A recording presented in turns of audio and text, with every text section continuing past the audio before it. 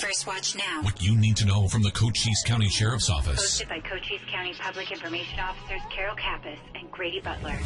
First Watch on 92.3 KWCD. And it's brought to you by Sulphur Springs Valley Electric Cooperative, giving you an inside look into your Sheriff's Office. I'm Grady Butler, and with me is Carol Kappas, Public Information Officer with the Sheriff's Office, and Sheriff Mark Daniels. Good morning. Good morning, Cochise County. Hello, everyone. It's been windy.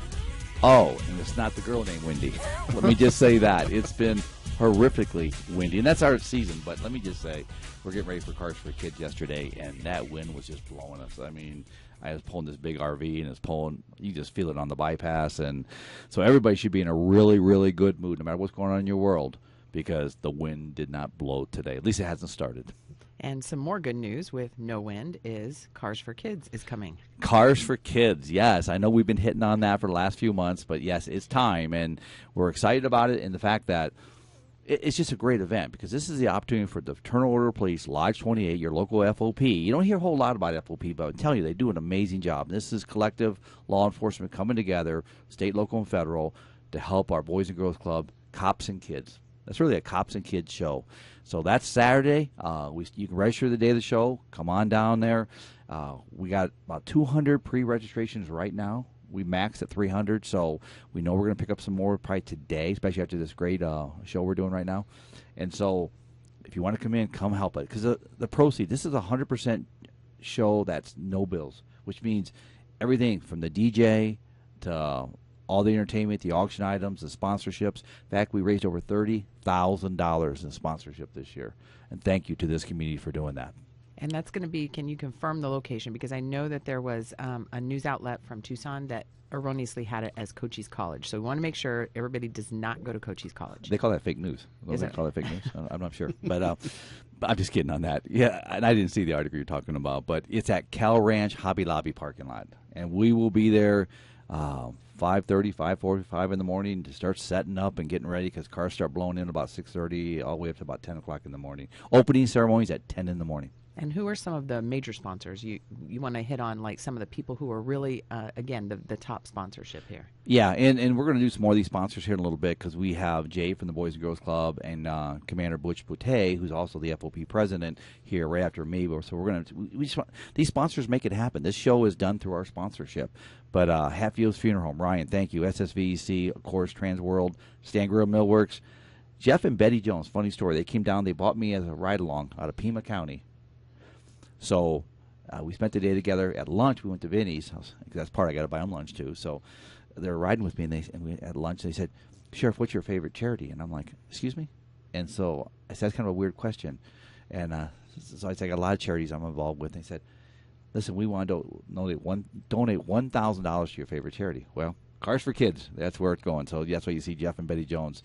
Rapid Towing, Recovery, Prestige Remodeling, Sherry Ethel, Arizona Trooper Association, Just Kids Inc., Sierra Vista Dream Center, Culver's Pizzeria Mimosa, Vinny's Pizza, Mike Farrell Law Firm, Berg's Heating and Cooling, Barnett's, Valero, Lawley's that donates that 350 engine. And so the rest of the guys will hit the rest of them later on here. But thank you to all our sponsors and people like Debbie DeRosa Performance, Sherry Ward, Realtor. All these people, they've just been there for us since day one.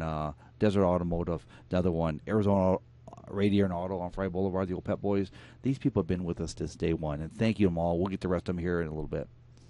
And also this week, we've been doing a lot of town hall meetings, and they will continue next week. They will, and these are our jail district. And I just want to say it on the radio for the people that have not attended or have not watched it on live, because we're streaming it on live, or Cool FM streamed it, Todd, excuse me, is this really boils down to a quality of life issue and a financial issue. That's the two biggest questions we get. A jail is a quality of life for the criminal justice system and the quality of life for us here in Cochise County that expect to have safety, expect to be secure in their homes, and that's why you have a jail, because there are people that need to be locked up. I mean, that break into homes, that violate people, that harm people, and their community risk. That's that quality of life that we need in this jail, because right now our jail's not there. Second of all is, what's it cost? Folks, it's a half-cent sales tax for all users, 25-year sunset clause. And what that means is it boils down to about $67 a year per person. $67. That's a meal at Chili's, a deal at Applebee's. So I'm got to keep them both happy there. So If we did a property tax, that's a sales tax. If we did a property tax, which we're not doing, we'd have to raise the property taxes 31%. And just to give you an idea, only a little over 40% of the homes are owned by private citizens in Cochise County property. So almost 60% wouldn't even be touched by this. So this is an all-user, half-cent sales tax. 9 out of 15 jails have them. Sheriffs have them in the state already. And by the way, the county's not getting off on this. They still have, it's called maintenance of effort. We still have to maintain our budget the way it sits. This adds on so we can build the facility and define these operational costs. It only can be used for jail, nothing else, and it's audited every year. There's a lot of restrictions on this, more than most people realize, but it's all there for the right reasons. So that's a little breakdown real quick. And the next meeting is tonight in Palominas, and then next week we'll be in Bisbee on Monday, Douglas on Tuesday, Benson on Wednesday. So there's still a chance to get there and ask your questions. And also, all of these are going to be streamed live as well. Yeah, so if you don't want to come out, you can jump on there and do a stream live. We were in Wilcox already. We were in Sierra Vista a couple nights ago. So this is all about transparency. We're not trying to hide anything. We want to get that message out there because this is your jail. I'm the tenant. My job, my constitutional job, is to run a jail, and my job is to operate it safely with a safe facility. It's time to get a safe facility back in there. That's 6 o'clock tonight in Palominas is the next one. Well, let's talk about the new building. We got the new building. So for what we've been talking about, this is a new law enforcement regional center. We got the building for $4.5 million. It's a public record. $4.5 million. We got about $500,000 left that we're doing for IT renovations. The building is completely furnished, excluding chairs. I was talking to one of the people that I know very well that's a DOD contractor, and she was telling me that, yeah, we took the chairs. Well, why'd you take the chairs? But either way, so we got to buy some chairs, get the IT connectivity. So we got about $500,000. This was a $5 million grant through Governor Ducey to enhance communication, one-stop shop for border. So it'll be local, state, and federal, working the resources out of this center. We put it on the west end of Sierra Vista. There was a lot of ideas where to put this, build, even talked about building. But we felt this would be a great opportunity for us on the west side. It helps the west side of Sierra Vista. Plus, it's the populated area, and it brings a lot of people together. So, again, we're excited about this center. This is the first time ever that I know that a local law enforcement, your police departments, your sheriff's offices, and your state are working a border operation like that in the southwest border. So we're excited. And so when you give talks about things that are going on, like the jail district and then the border, we have a couple of things that you've been doing and that are upcoming. So specifically, you talked to the realtors Tuesday about the sheriff's office and everything going on, and I'm sure that these parts were included. How did that go? It went very well. This was their realtors' monthly meeting. They asked me to come in. I thought it was a conference. I didn't really know what I was walking into, but it was. Realtors do so much to enhance our quality of life. And that's how I spoke with them, too, was let's talk about quality of life. We share that. Law enforcement shares it. They share it. And people move here because they want to feel safe. And it is a very safe community. I'm not going to say it's not. We just are dealing with some real challenges when it comes to this border, and you've heard me talk about that. We've all talked about that. But we're doing an amazing job. Local law enforcement, state, and federal working together to make that difference. So we talked about that. It wasn't so much about the sheriff's office as it was about how we work pretty well together. And a lot of people don't understand. I was talking to Tim over at Warrior Healing Center the other day, and we're the third per capita most populated military community in the country. The third, number 3. That makes my job easy. It makes any law enforcement officer's job easy when you have military supporting you. So thank you to all our veterans and our active duty military. And then continuing along that and showing people what's going on and some of the challenges we face. On Monday, we have some people from Ohio. We have a senator from Ohio that is coming on Monday. And then also on Wednesday, there's Christian Cinema and Mark Kelly and Juan Ziscamani are coming with some other people to meet at the sheriff's office. Yeah, and I appreciate them coming down. I mean, we got a call a couple weeks ago. We were in D.C. last month, I think it was, February, whatever. I think it's February. Time's just flying. But long story short is we extended that invitation. Come down and meet our community leaders. I have not met Senator Cinema, so this will be a first. I know she was here once before, and I didn't get the opportunity to meet her. So I'm looking forward to having that open, healthy dialogue with all of them. And we need their help. I mean, the international border is a federal border. It's not a local border, but it becomes Chief Thrasher and Commander Boutte, who's sitting next to me here, and all the chiefs and Border Patrol and the troopers out there. We're all doing this together. We have to do it together. If we divide, cartels win. And I know there's so much talk. Senator Blackburn out of Tennessee, staff sent me a thing yesterday about some stuff. I know Juan Ciscomani just introduced a bill for social media, going after social media. We've talked about that on this show numerous times. We know that's the vehicle that's recruiting these kids. In fact, a quick story on that. Our teams are encountering 16-year-old drivers, kids, that are out there scouting for Border Patrol law enforcement. Something's wrong with that, folks. Something is wrong when we infect our kids and we know they're already being recruited. Something's wrong. And we had a story the other day, Carol, that you told me about. You want to share that one? Yeah, so it was a matter of smuggling incident. It was a felony pursuit. The guy took off. He did have 4 people in his car with him. And when they actually got him stopped, he had his 3-year-old daughter with him. And he's from Tucson. So they ended up putting him in our jail, and then our staff had to babysit the 3-year-old until the mom came from Tucson to get her. And it was like several hours. It was about 4 or 5 hours. And they said the child was happy and whatnot. But can you imagine having your 3-year-old in your car while you're driving erratically and aggressively like that, putting everybody's life in danger but your baby's life in danger? And that's ridiculous. Well, it truly is, and that's what people aren't seeing. And I know people say, well, Sheriff, you should put that out every time. We don't have the time. I mean, we're all very, very busy. I mean, I would love to give a debrief to the community every day, but unfortunately, I can be doing a debrief for 2 hours preparing you and I, Carol and Grady, or we can be out there, interacting and interdicting crime, and that's what we try to do. So it's a very busy time on these pursuits, very busy, and the smuggling continues. So I'm looking forward to this visit. This is going to be a roundtable of community leaders, mayors, some police chiefs, myself, and just to discuss, hey, I know there was a hearing with Secretary Mayorkas this week. I know that made some big news about the border, and I don't want to get deep into it, but it's hard for me to see him testify because he won't even admit there's a crisis. Folks, we have highlighted and bolded the crisis on our border. It's time we come together and fix it. There was a suicide attempt this week that you wanted to give some shout-outs for. I want to give shout-outs, excuse me, to both my deputies and the officers that serve as the PD. Sunday afternoon, we had a call of an individual suicide attempt. Now, those are tough calls. I mean, you never know what you're going to walk in, and they're also very vulnerable calls.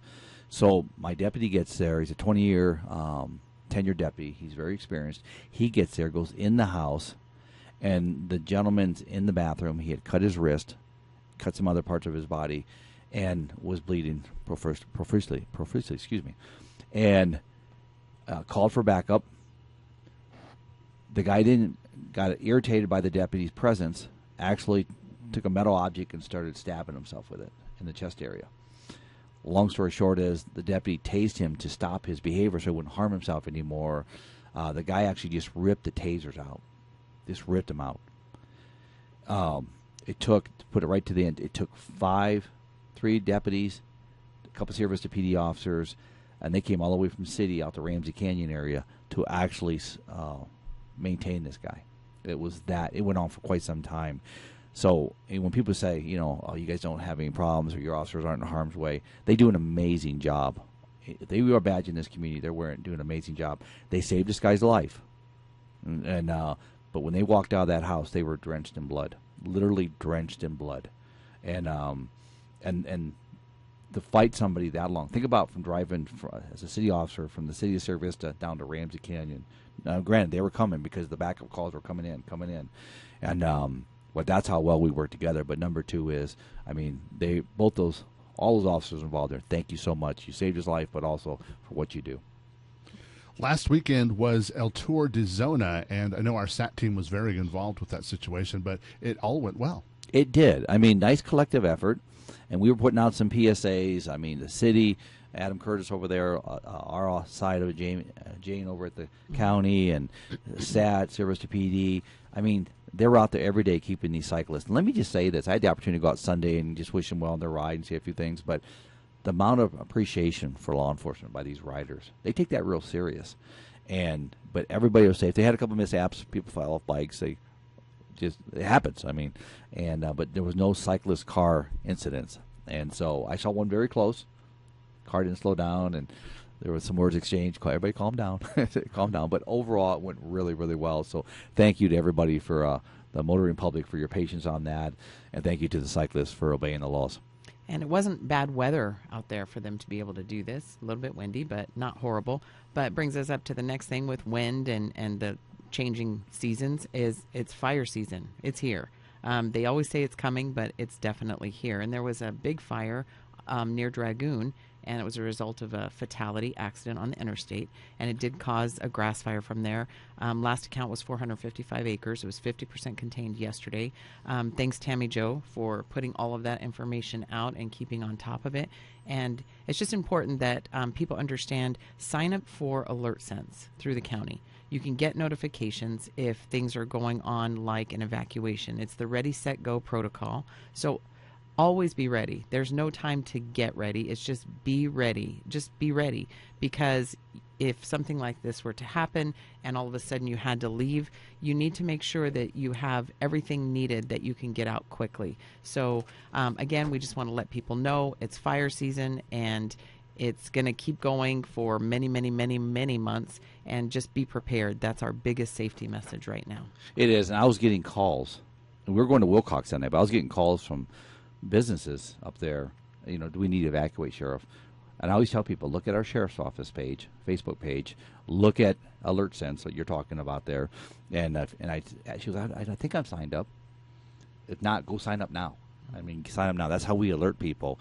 But also, you just got to use your own wits there. You do. You got to use your wits and your common sense when it comes to looking at that. And I went up there. We're going to Wilcox. We had a pursuit coming up 191, and we had spiked it twice. Smuggling vehicle, and there's allegedly 10 in the back. The car was going 100 miles an hour. Just horrific stuff. We ended up successfully getting the driver into custody, and he was charged. Folks, we're charging these drivers. Local law enforcement, we're charging them. So, again, I'm maneuvering the fatality accident, trying to get intercepted at 191 in Dragoon Road. But, again, busy times out there. Be careful when you see these emergency lights. And there's a retirement you would want to talk about. Yes, I just want to give a quick shout-out, and I'm sure Commander Boutte will do that too. Josh Nicola. A lot of people know Josh. He's been around the community a long, long time, but he hung up the hat and the badge. I guess the gun, too. But I'm sure he's going to be carrying that gun. But the bottom line is, Josh, thank you for your service. Josh has worked with the Sheriff's Office for many years. He's always been a welcome face at the Sheriff's Office and vice versa when we go over the PD. He's always that guy that, hey, how you doing, Sheriff? And I've done some personal things through FOP. This is where those social relationships start. I've met Josh, and so I wish him many years of enjoyment and success. And thank you for your service, Josh. And I had down to talk about Pursuits, but did we already cover everything you wanted to talk about Pursuits? We did. And the biggest thing on Pursuits is if you see the lights move over, folks. We've done a really good job of deterring these pursuits, these FTYs that we've fair to yields. But trust me, they're picking back up again. They just keep pushing them in our way, keep pushing them. And right now, and I just found this out, I just did a story the other day, the Tucson sector is really taking charge of, sadly, the fentanyl seizures. I'm glad we're seizing it, but you know what we're seizing is only 5 to 10% what's coming through, and that was their numbers. So, again, they're pushing this stuff through at anything they can do, any cost, and they don't care about the motoring public and the citizens. So just be careful when you see these red and blue lights. And it is your safety message time, and I know it's spring, so people are going to be out and about. Yes. Folks, bicycles are out there. We talked about that last week with the El Tour de Zona. That's what I was going to say. Thank you, Grady. But I know, it's like there's so many spins on that. But be careful. There are people walking. There's more people hiking on these roads. Just be careful out there when you're out there in the motoring public. In fact, I was coming in here off Foothills this morning off 92, and there's 2 kids going to school, but they're driving in and pulsing traffic. If you're riding a bike, you got to be on their side, though. But 2 little kids, and they're going to school, and they're just happy as all get out. But just watch out, because kids don't pay attention to us. We need to pay attention to them. So everybody have a safe weekend. Thank you. All right. Invite everybody to Cars for Kids, but we're going to have them in a few. Cars for Kids. Actually, we're kicking off. If you're bringing a car in, bring a car in. It starts at about 7 o'clock in the morning. Start bringing your cars in. 10 o'clock is opening ceremony, but come by anytime during the day. Stop by. Share law enforcement. We're going to have a public safety display. Auction starts at 2 o'clock. Great auction items, but come on out and embrace the event. Cops and Kids. And Carol, who's coming in next? We have the Jay from the Boys and Girls Club, and we have Commander Boutte from the FOP, actually from Sierra Vista PD, but president of the FOP. First Watch on KWCD Country is brought to you by Sulphur Springs Valley Electric Cooperative. It's First Watch on KWCD Country, and it's brought to you by Sulphur Springs Valley Electric Cooperative. I'm Grady Butler, and with me is Carol Kappas, Public Information Officer with the Sheriff's Office, and our next guest from the Fraternal Order of Police and the Boys and Girls Club. Good morning. Good morning. Good morning. Good morning. Introduce yourself. I am Lawrence Boutte, more popularly known as Butch Boutte. I'm a commander with the Sierra Vista Police Department, but also the president of the Huachuca Lodge 28 Fraternal Order of Police. And I'm Jay Hamwright, the Chief Professional Officer of the Boys and Girls Club of Sierra Vista. And tomorrow is Cars for Kids, an event that helps both of you guys. But first, let's step back and kind of learn what your organizations do. So what does the Fraternal Order of Police do? The Fraternal Order of Police really is a conglomeration of local law enforcement that get together, a social organization. Our mission pretty much is supporting the community and supporting the police officers in the community, not and their families.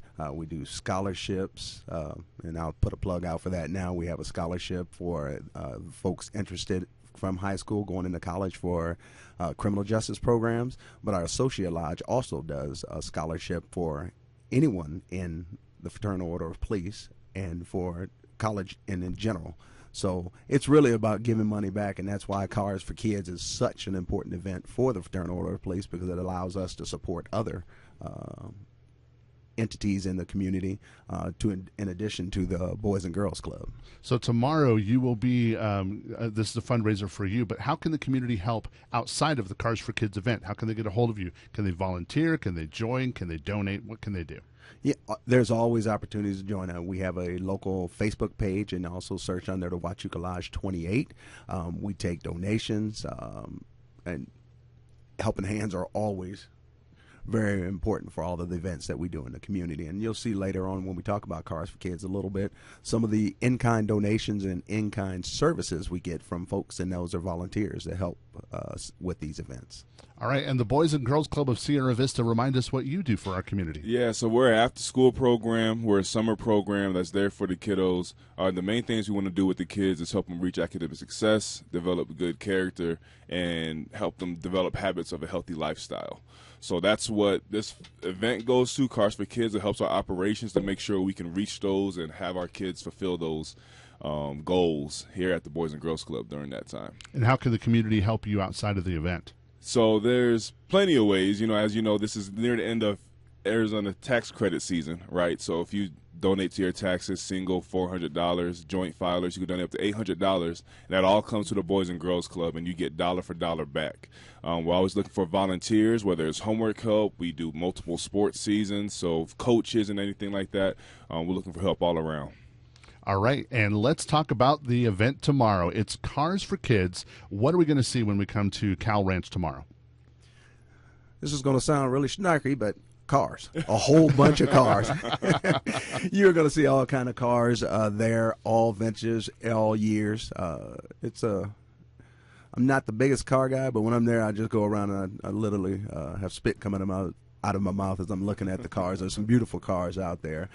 In addition to that, you'll see a bunch of law enforcement vehicles, different types parked out there from all the different agencies around the county and the state, vendors, food vendors, just folks doing all kind of things. It's just a good time, not only for car enthusiasts, but families. Bring them out there, walk around. It's going to be a beautiful day tomorrow, so come on out. Can we still register our cars if we want to be an entry? Yeah, you can register the day of show. Come early. Registration ends at 10 o'clock, and that's why space is available. We have 300 spaces, up to 300 spaces for this show, and we're filling up pretty quick. But you can register day of show, but if you're a day of register, please come early. And then there's going to be some raffles and auctions. Tell us about that. That's right. So the raffle, the big one is this year is we're doing a $1,000 gift card raffle and a $500 gift card raffle. So you can come there as a spectator, as somebody who's into the show. Anybody can buy raffle tickets. Must be present to win, and then we will do those at 2 o'clock and 2:30. We'll have those raffle tickets. We'll select the winners for those. And then we have 21 raffle prizes, which includes something from the Arizona Cardinals, a signed ball, U of A ball signed by the team and coach, a lot of resorts, and a whole bunch of fun stuff going on. And so you can let's reiterate that anybody, you don't have to be a entry into the car show. Anybody, spectators or entrants, can buy these raffle tickets. That's right. If you're not in the show and maybe you're not a car guy, you can still be there and support the Boys and Girls Club and have a chance to walk away with a nice little shopping spree. There's also a 350 crate motor that's going to be there. Yes, that's like there the big is. deal. Yeah. Yeah. That's the last item. It's a hot item, the top item for those building their own cars. So that would be great. And we got stuff for the ladies too. We got a ladies dealer's gift basket and everything too. So make sure you please the ladies. Are there awards for the cars? Yes, they are. There are awards for the cars.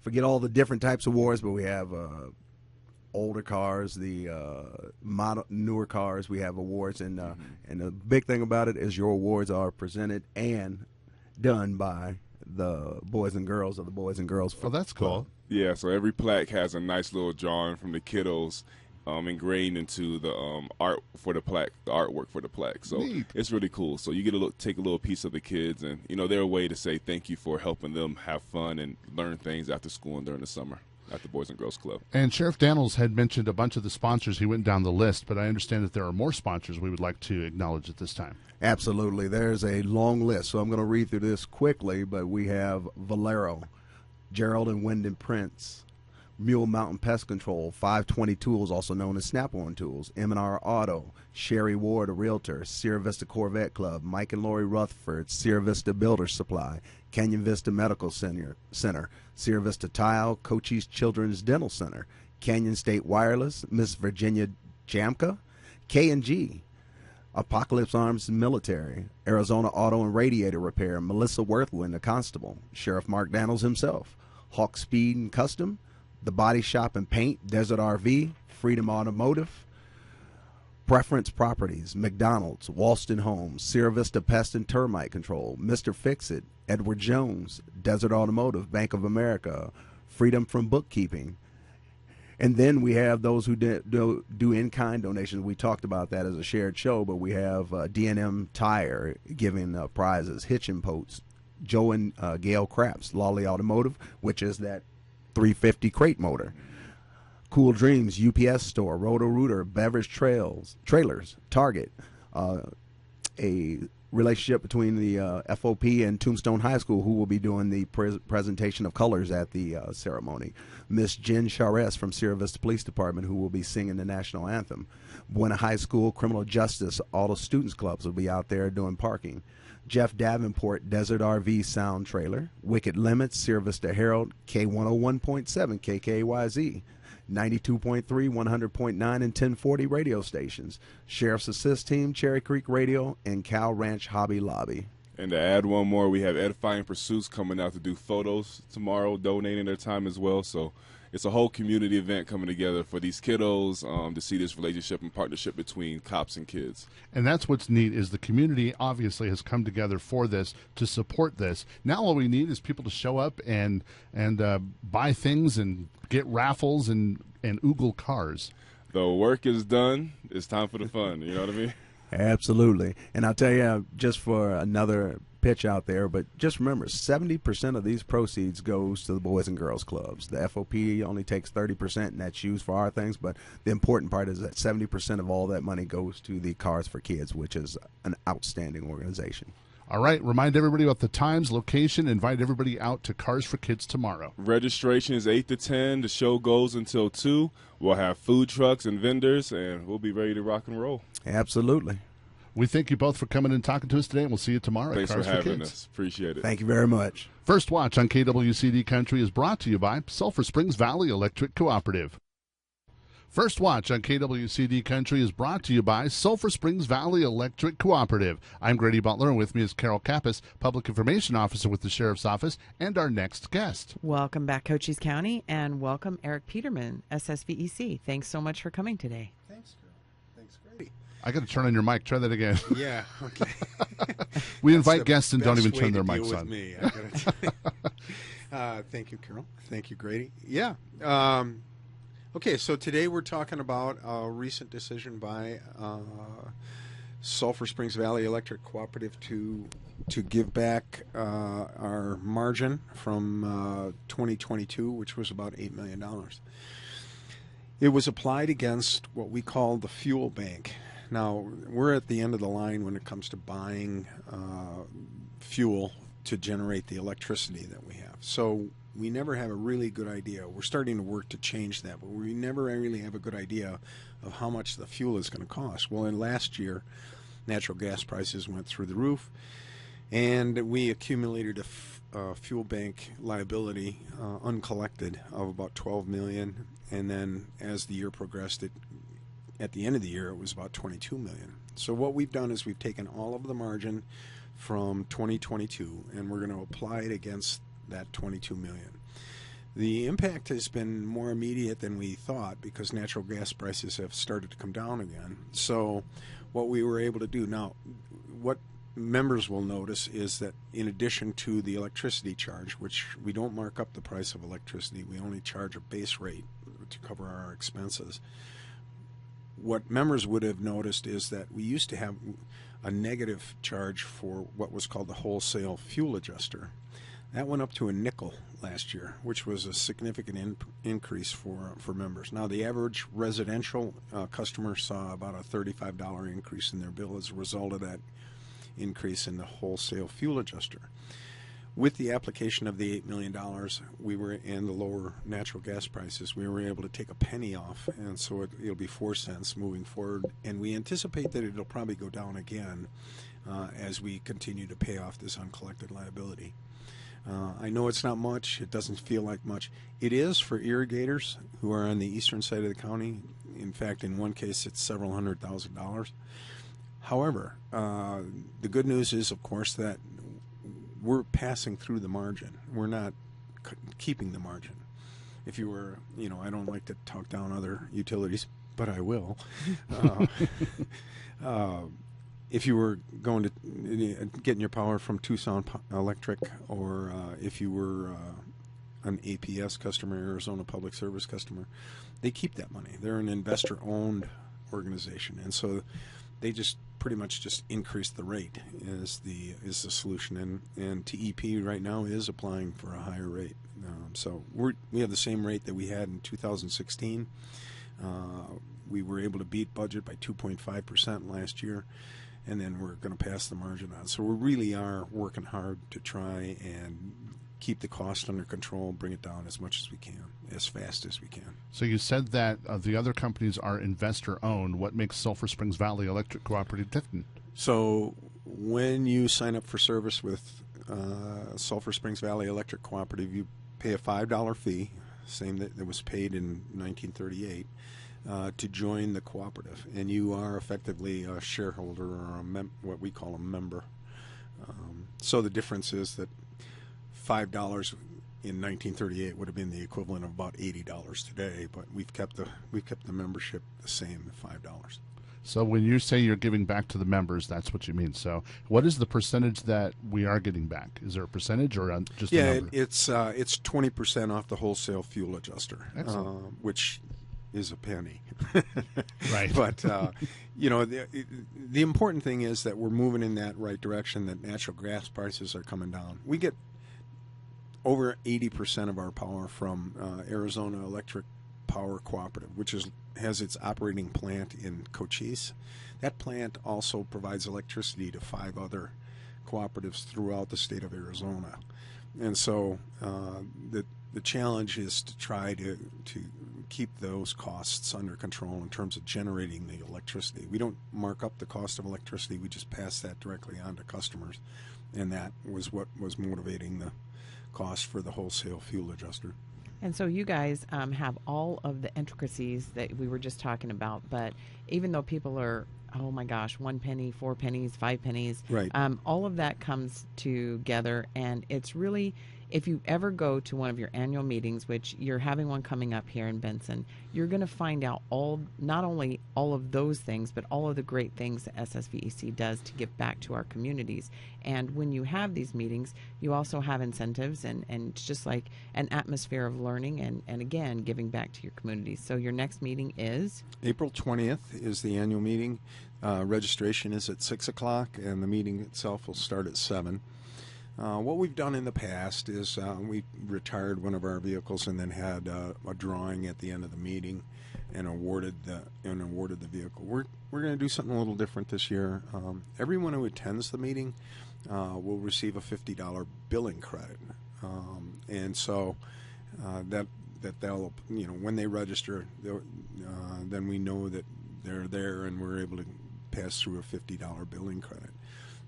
We'll also be doing a drawing later, May 1st, to award $150 by random. So even if you don't attend, you have the opportunity to at least win one of those billing credits.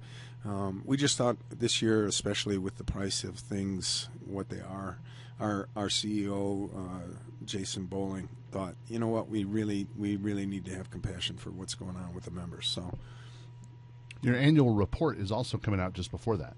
Correct. Members can look for that in the mail probably around the 11th of April. It just went to the printer this week, and it takes about 10 days to print it and put it in the mail.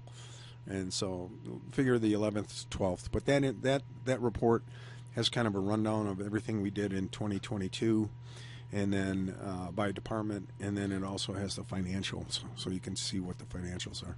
Well, Eric Peterman, we thank you for coming and talking to us today. Well, great. Thank you. I always enjoy this. It's wonderful being with you guys. And we appreciate also that Sulphur Springs Valley Electric Cooperative does sponsor this show. So it's important information to get out there. First Watch on KWCD Country. And Carol, how do they get a hold of us at the Sheriff's Office? So reach out. Cochise County Sheriff's Office, Sheriff Mark J. Daniels is our Facebook posting. You can go to our Instagram and our Twitter account from there. If you need to give us a call, 520-432-9500. And we have a Sheriff's Tips line, so you can email us at sheriffstips.az.gov. First Watch is brought to you by Sulphur Springs Valley Electric Cooperative. You've been listening to First Watch with the Cochise County Sheriff's Office. Hosted by Cochise County Public Information Officers Carol Kappas and Grady Butler. Join us again next Friday morning, 7 to 8 a.m. First Watch. What you need to know from the Cochise County Sheriff's Office. Only on 92.3